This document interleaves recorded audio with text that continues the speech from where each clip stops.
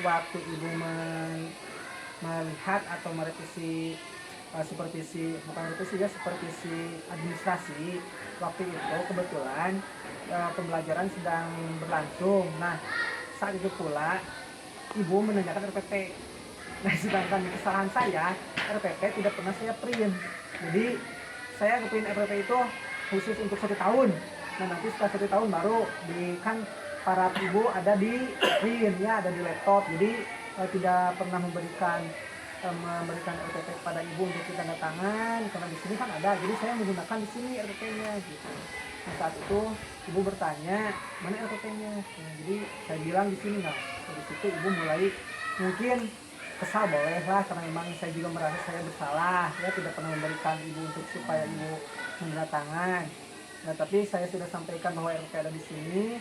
Kata beliau bahwa seharusnya RPP itu di print, katanya tidak hanya di laptop saja walaupun ada, karena yang dilihat itu kepala sekolah harus mendatangani RPP setiap hari. Nah, jadi gimana ya, intinya saya minta solusinya dari Pak Ceki bagaimana supaya saya bisa ibu bisa tidak marah lah, karena memang tidak marah sih kalau juga ya, cuman itu perasaan saya yang seperti itu.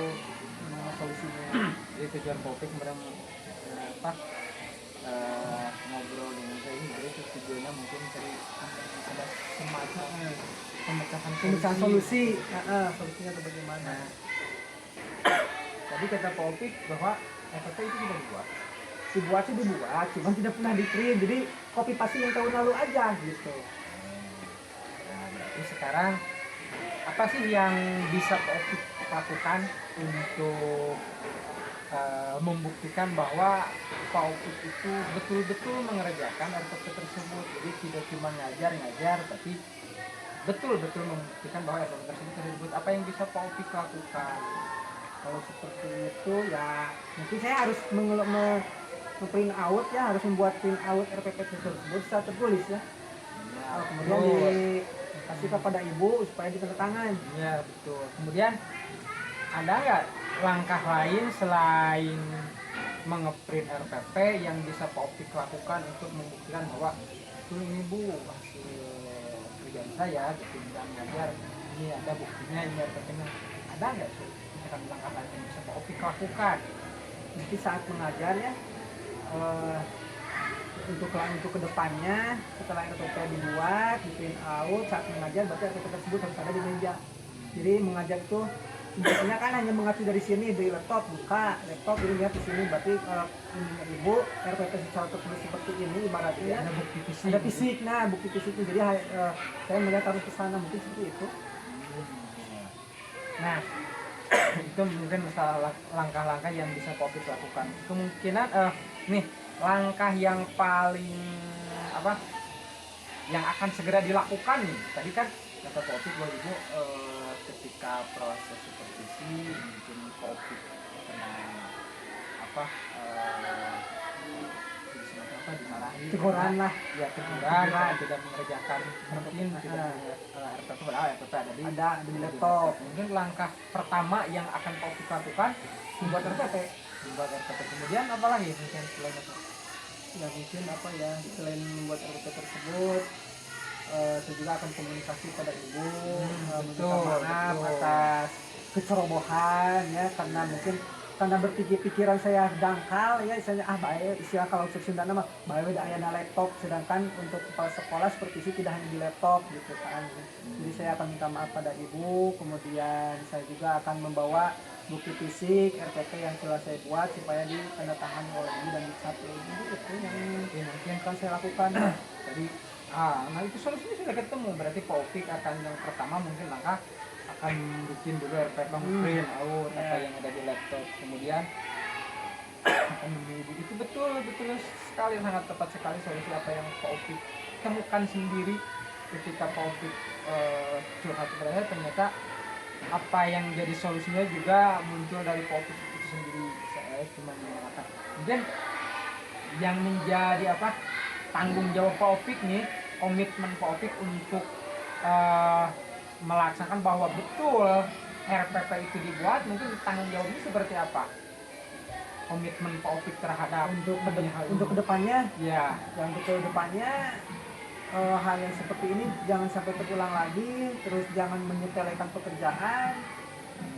Juga yang untuk kedepannya sih harus betul-betul tanggung jawab mengerjakan administrasi lah, intinya itu yang diharapkan oleh kepala ini ya.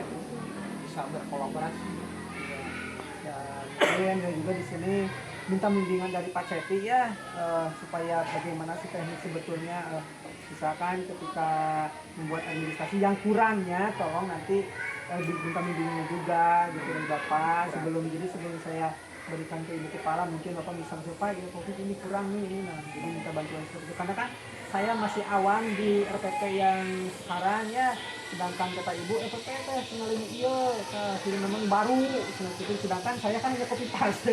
Nah jadi itu berarti itu artinya bahwa kita harus menyesuaikan dengan keadaan seperti ini.